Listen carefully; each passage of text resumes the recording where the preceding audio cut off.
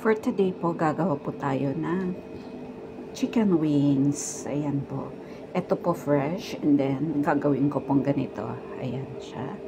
And then later po, lalagyan ko po siya ng spices para po i-marinate natin. So, ito na po yung chicken wings. Ayan. Ganyan po lang po. So, i-marinate natin po, guys. So, ito guys, para po sa pang-marinate ko is meron po akong lemon dito. Ayan. Tinatansya ko lang po ito. Hindi ko po, ayan, hindi ko nilagay lahat. And then, meron po akong soy sauce. Ayan, soy sauce. Ito po yung pang-marinate natin, ha. Depende na po sa kung anong gusto nyo taste.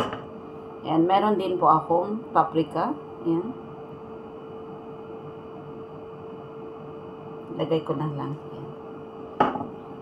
So, nyo lang. Ayan, naubusan ako ng gloves. So, mix nyo lang. Ayan, mix nyo. Ganyan. Then, dahil nagmamadali ako, so, marinate ko lang siya ng 30 minutes. Mas maigi pa akong, more than 30 minutes. 1 hour or overnight. Okay na rin yun. Ayan, ito guys. And then, later po, lalagyan po natin ng breadcrumbs, or kung wala kayong breadcrumbs po is maglagay po kayo ng half cornstarch and half cup flour.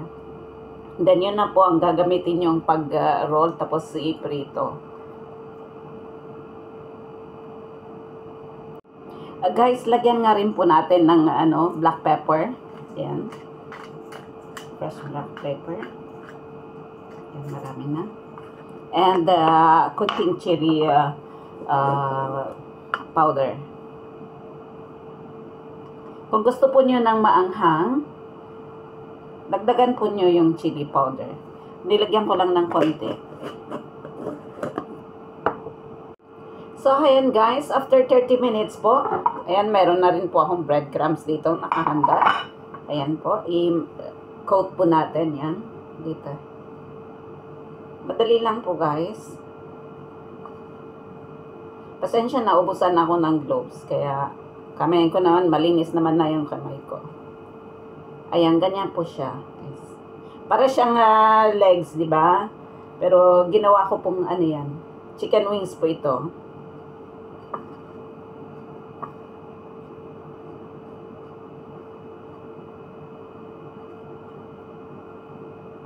And coat natin po hanggang sa matapos, guys.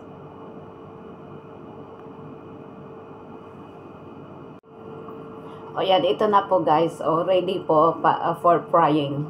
Ayan. Coated na po siya ng breadcrumbs. As I said, kung wala po kayong breadcrumbs, 1/2 cup cornstarch and 1/2 cup flour. Mix nyo ng mabuti. Then yun po ang gamitin yung pag-coat. So, piprito na po natin. Ayan guys, kayo na po ang bahala kung ano ang gusto nyong sausawan. Papa-ketchup man o ano. Gusto kong ihalo pero ang iba kasi ayaw nila yung hinahalo.